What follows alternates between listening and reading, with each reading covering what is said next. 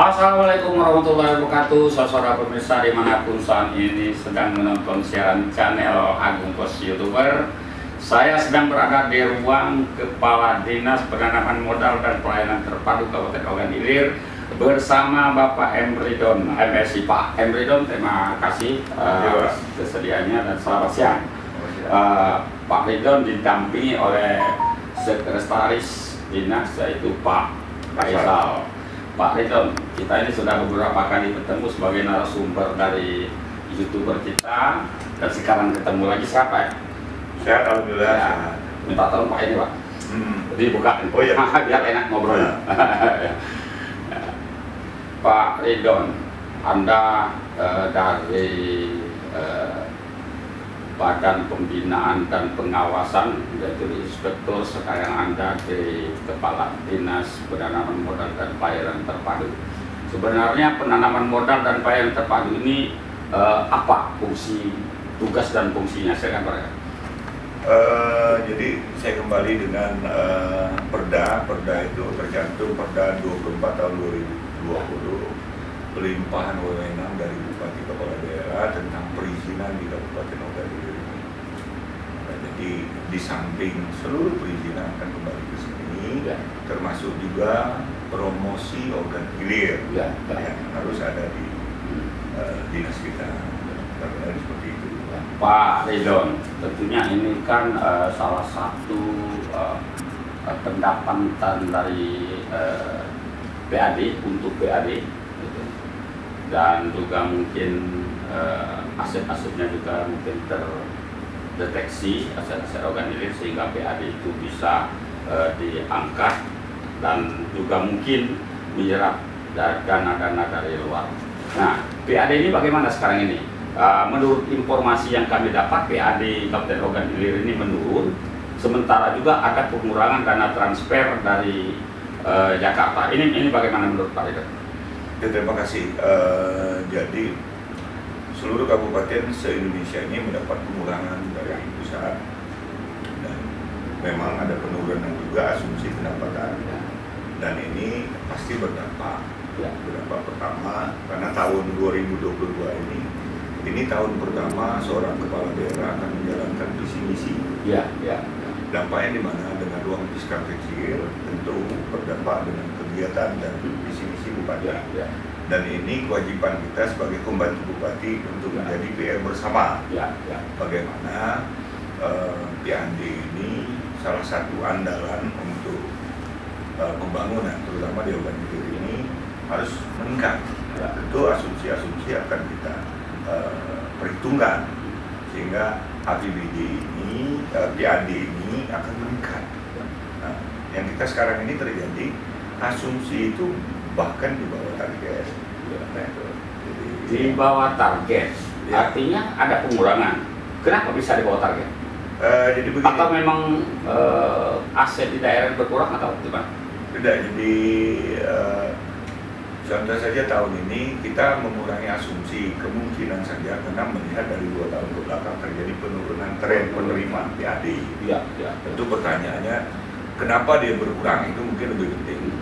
Nah, saya kira yang lebih baik itu kita harus kerja, kita tidak bisa lagi di belakang meja.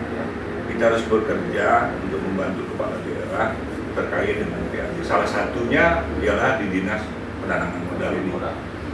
Kalau melihat dari 24 2020 tentang pelimpahan wewenang Bupati kepada PTSP ini, jadi ada 43 izin, 43 izin dan 5 non perizinan yang dikelola oleh PTSP. Nah, dari mana retribusinya hanya satu Pak di sini, yaitu IMB, izin mendirikan bangunan.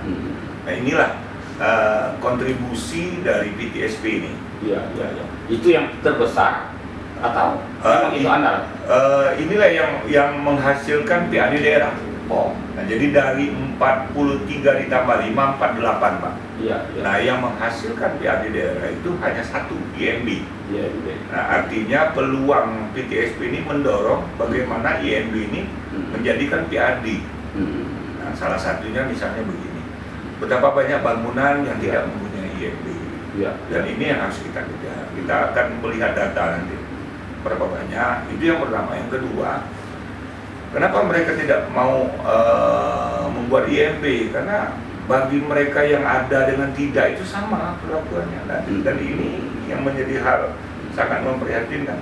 Buat kita ini adalah peluang. Iya. Kemarin kita sudah, hari ini terutama kita kedatangan penanaman modal dari Korea. Ya. Dan yang kemarin datang itu dari Cina. Artinya ada sumber-sumber dari luar negeri yang Iya. masuk ke sini. Jelas, Pak. Antara lain seperti apa? Kalau dari Korea tadi sudah bertemu dengan Bapak Wakil Bupati Pak Sekda dan OPD lainnya. Ya. Mereka akan membuat perusahaan. Iya. Perusahaan apa itu? Perusahaan menggunakan barang bekas, antara lain jenis kain-kainan. Jadi bisa dirubah mereka jadi tampon, Ya. jadi genteng, dan membutuhkan tenaga kerja lebih kurang 300. Iya. Dan ini peluang, baik peluang PAD maupun peluang pekerjaan buat masyarakat Ogan Ilir. Yang kedua, itu dari Cina, Pak. Sudah melapor ke kami, sudah ngobrol bahwa mereka akan berinvestasi di sini. Yang jelasnya lahannya ada di Gon Raya, di samping Gon Raya. Iya. Untuk pertanian. Untuk pertanian, Ya. jadi penggilingan padi. Ya. Nah, ini potensi, Pak. Nah, maka keluarlah PP 5 tahun 2021. Apa itu? Untuk percepatan memberikan izin, memudahkan mereka untuk berusaha di Ogan Ilir. Iya. Nah, itu yang lebih penting. Tentu dari mana masuk? Dari IMB, Pak. Nah, kalau terjadi perlambatan, maka mereka nyambut. Pak Ridon, kalau berbicara IMB, perusahaan itu kan sekali dia bikin. Artinya cuma sekali mereka dapat. Nah, iya benar. Bagaimana? Jadi dari sisi PTSP hanya sekali, cuman kadang-kadang perusahaan ini nakal, Pak. Dia izin contohnya, misalnya buatnya 6 kali 10. Kita berikan izin 6 kali 10. Ternyata di lapangan tidak seperti itu. Mereka bahkan ada yang 50 kali 100. Iya. Sudah banyak kita temukan dan kita perintahkan mereka untuk stop. Atau kita tindak, dan ternyata salah satunya ada yang di utara, saya tidak harus sebutkan namanya. Iya. Mereka sudah dihitung sampai 1,5 M. Tentu ini adalah PAD, Pak. PAD daerah. Selain dari IMB ke IMB cuma sekali. Nanti perusahaan-perusahaan itu apa saja yang bisa memasukkan sumber pendanaan untuk daerah ini? Bisa retribusi lain, tentu penerimaan PAD ini banyak OPD yang terkait, contoh misalnya di perhubungan dengan retribusi parkir di bawah. Nah, yang berkaitan dengan perusahaan tersebut ada pajak-pajak lain? Banyak pajak-pajak lain. Setelah mereka mengadakan operasi di sini. Jadi kita berikan kemudahan mereka untuk berusaha, PAD daerah akan masuk, tentu ada pajak-pajak lain nanti setelah mereka berjalan di sini. Dan kita sudah melihat ada beberapa perusahaan yang ternyata kita data mereka mau melakukan investasi di sini ternyata batal.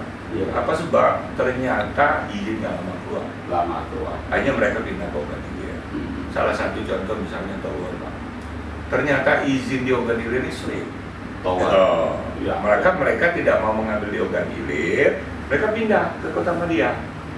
Larinya ujungnya ke Oki. Nah, ini jangan sampai terjadi. Artinya merugikan. Tapi artinya selama ini pernah terjadi sehingga calon investor itu berlari ke daerah lain. Bisa seperti itu, Pak. Nah, dan inilah kewajiban kita sebagai pemerintah daerah, sudah diamanatkan oleh PP 5 tahun 2021 memberikan kemudahan buat mereka. Memberi kemudahan untuk berusaha di Ogan Ilir. Tentu dampaknya akan banyak, Pak. Ya, di daerah lain akan bergulir nanti. Seperti kita berbicara perusahaan asing yang akan menanamkan investasinya di sini untuk membuat usaha yang besar, tentu ada MOU-nya seperti apa nih? Terutama masalah tenaga kerja, hasil produksi, itu bagaimana? Ya, biasanya kita MOU-nya itu tenaga kerja. Minimal mereka memakai tenaga kerja kita sampai 60-70% dari mereka yang dibutuhkan. Artinya ada peluang kerja di sini. Ada peluang kerja, ada perputaran ekonomi, dan ada pajak-pajak lain yang akan mereka bayarkan sebagai kewajiban perusahaan yang berdiri di Ogan Ilir. Mengenai perusahaan Korea tadi itu seperti daur ulang, mungkin ya. Barang bekas didaur ulang sudah menjadi produk yang lain. Sejauh mana menurut Pak Ridon bahan bakunya ini nantinya bisa berkesinambungan lama. Apa memang banyak? Jadi harus berbicara tadi mereka menyatakan bahwa mereka akan melakukan seperti ini. Ya. Tentu bahannya akan mereka dapat dari seluruh kabupaten. Ya, ya. Baik dari bahannya. Jadi mungkin potensi besar nanti dari Oki, bisa dari Oki bahan bakunya. Artinya dari semua daerah dia akan serap. Ya. Apa keuntungan kita? Apa juga kemauan PMA masuk di sini? Ya. Satu kedekatan kita Pak dengan provinsi, infrastruktur mendukung, keamanan menjamin. Ya, ya. Dan ini salah satu memang yang diinginkan oleh investor. Artinya itu kedekatan Kabupaten Ogan Ilir dengan ibu kota provinsi ini sangat menguntungkan dan strategi bagi mereka. Selain dari itu mungkin ada pemasukan untuk PAD di sektor-sektor yang lain di Kabupaten Ogan Ilir. Sektor apa saja? Banyak, misalnya saja PBB daerah dan perkotaan, retribusi sampah, retribusi parkir. Banyak. Artinya peluang kita banyak Pak. Yang terpenting buat kita bekerja menelusuri kemungkinan ini. Salah satu misalnya saja PTSP tidak bisa berdiri sendiri, Bapenda juga tidak bisa berdiri sendiri, Pol PP juga tidak bisa berdiri sendiri. Nah, tentu pekerjaan Pol PP sebagai penegak perda mereka harus melihat ke bawah. Siapa yang tidak ada izin, sehingga mereka ada kemauan untuk berizin. Jadi kita membiasakan masyarakat bekerja dengan aturan. Ini lebih penting. Artinya ini harus sosialisasi yang lebih ini lagi, lebih serius lagi untuk supaya masyarakat itu membayar yang bisa segala macam ini. Iya. Nah ini yang perlu Pak. Maka sebenarnya pemerintah daerah, terutama OPD terkait dengan PAD harus duduk bersama. Jadi kita harus melihat kerja kita masing-masing. Itu sering disampaikan oleh Bupati Kepala Daerah, Pak Wakil Bupati, juga Pak Sekretaris Daerah. Tidak lagi bisa bekerja sendiri-sendiri. Kita harus sama kerjanya. Kalau tahun ini berapa besar itu digital? Secara pastinya saya kurang pas, mungkin nanti Bapenda yang bisa menyikapi ini. Tapi informasi kan berkurang lah. Jauh ya, tetap berkurang. Jadi ada dua hal yang sangat perlu jadi perhatian organisasi. Satu, transfer daerah itu berkurang dan asumsi pajak juga berkurang. Dan ini membuat artinya peluang fiskal bupati kepala daerah yang baru menjalankan visi misi di tahun pertama ini akan tersendat. Pekerjaan kita mendorong itu. Solusi kita untuk menambah kekurangan tadi itu, menutupi kekurangan tadi itu gimana? Pertama kita harus melihat peluang PAD. Peluang PAD ini harus kita gali duduk bersama. Seperti apa itu peluang? Contoh kita harus rapat. Di mana peluangnya? Mana yang paling terbesar menghasilkan? Mana yang paling minim menghasilkan? Maka kita gali nanti. Contoh misalnya, kalau besar digali yang C, maka kita kejar di mana yang paling kecil. Misalnya PBB, ini paling kecil. Ayo kita kejar. Ada masalah apa ini? Maka kita turun ke lapangan bersama-sama terkait dengan ini. Tentu peran Pol PP ini sangat berat Pak. Karena mereka adalah OPD eksekutor, kami nggak bisa nutup orang.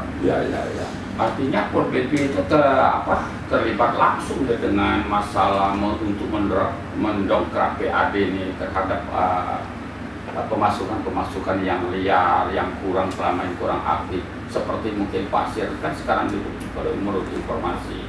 Ini bagaimana? Nah, jadi ini momen Pak, momentum kita untuk melihat bahwa PAD ini akan naik dari contoh seluruh penambang pasir sekarang sudah kita tertibkan. Tentu pemerintah daerah harus mempunyai solusi terkait dengan itu. Terutama PTSP kita sudah mempunyai aplikasi sebenarnya untuk itu.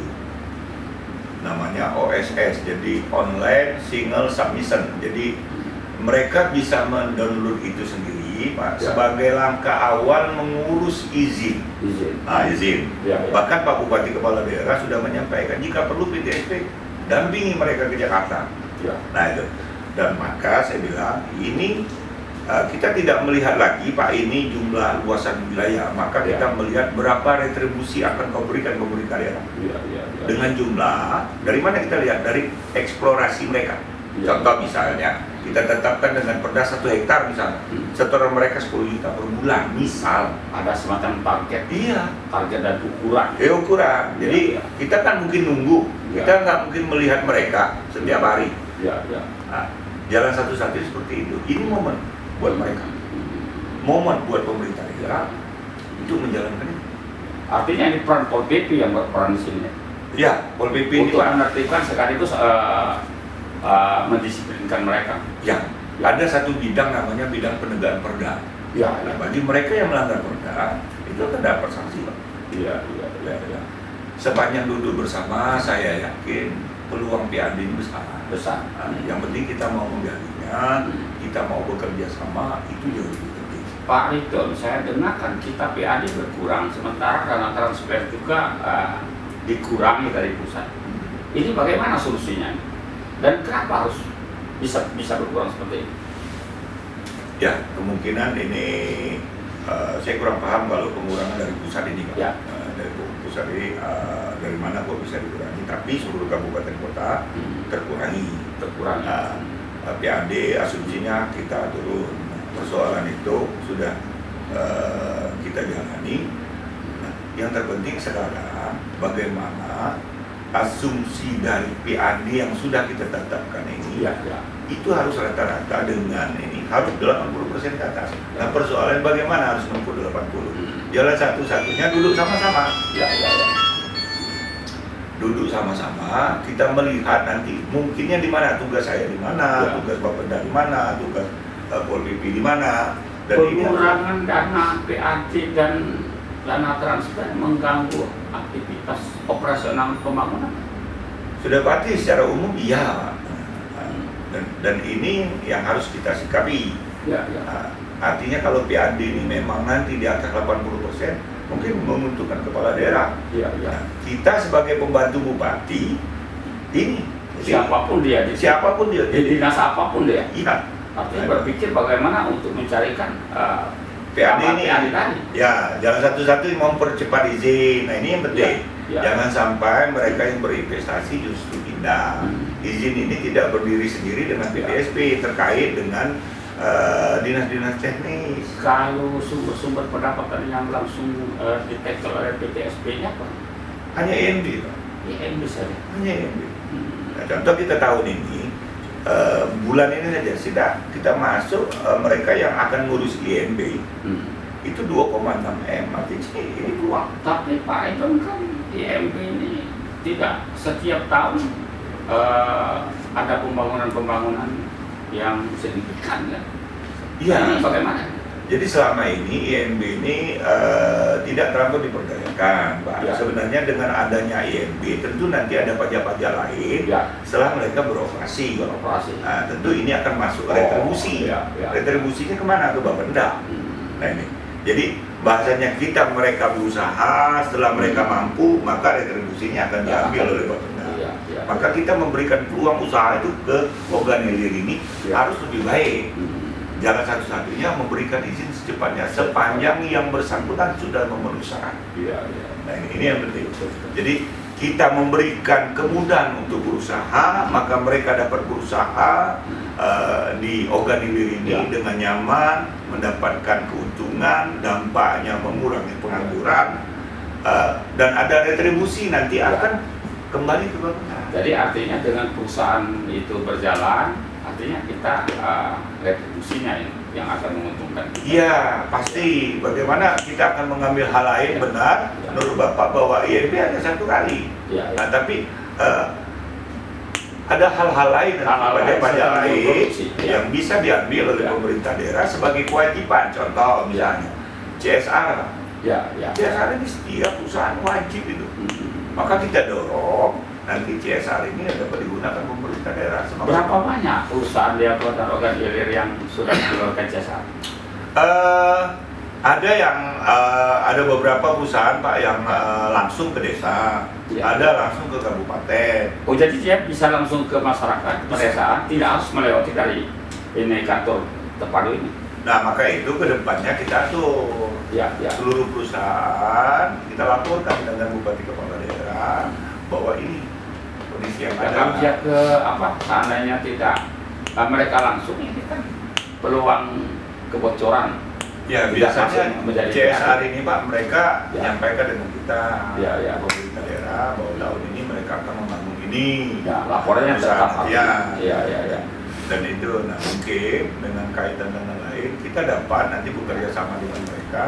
Ya. Artinya terkait dengan membantu kekurangan PAD. Ya. Artinya ada hal-hal lain, membangun desa itu tidak seluruhnya dengan APBD. Ya, Pak Ridon, di ujung waktu mungkin ada yang perlu disampaikan, yang perlu disarankan kepada masyarakat, pelaku usaha di daerah ini, baik dia seperti perusahaan penanaman modal maupun di lokal eksternal. Ya, terima kasih. Jadi kami sebagai pelayan masyarakat di bidang perizinan, tentu dalam waktu dekat kami akan mensosialisasikan kepada seluruh masyarakat terkait apa syarat dan apa saja izin yang dapat kita keluarkan dari pemerintah daerah itu. Itu yang lebih penting, karena memang walaupun kita sudah mempunyai aplikasi, tentu tidak seluruh masyarakat menguasai IT. Nah, ini yang perlu juga kita bantu. Kedua, terkait dengan pekerjaan kami yakin PAD ini dapat kita tingkatkan. Yang terpenting buat kita bekerja sama dengan seluruh OPD yang terkait itu sehingga pembangunan di Kabupaten Ogan Ilir dapat didanai. Artinya harus sama-sama semua OPD harus kerja keras untuk mendongkrak PAD ini. Itu harus Pak. Jadi partisipasi masyarakat juga kita harapkan supaya mereka tetap membayar PBB. Sehingga ini akan kita keluarkan lagi sebagai pembangunan yang akan dilakukan oleh pemerintah daerah. Dan juga mungkin bagaimana kita berusaha supaya ada investor masuk menanamkan investasinya di daerah.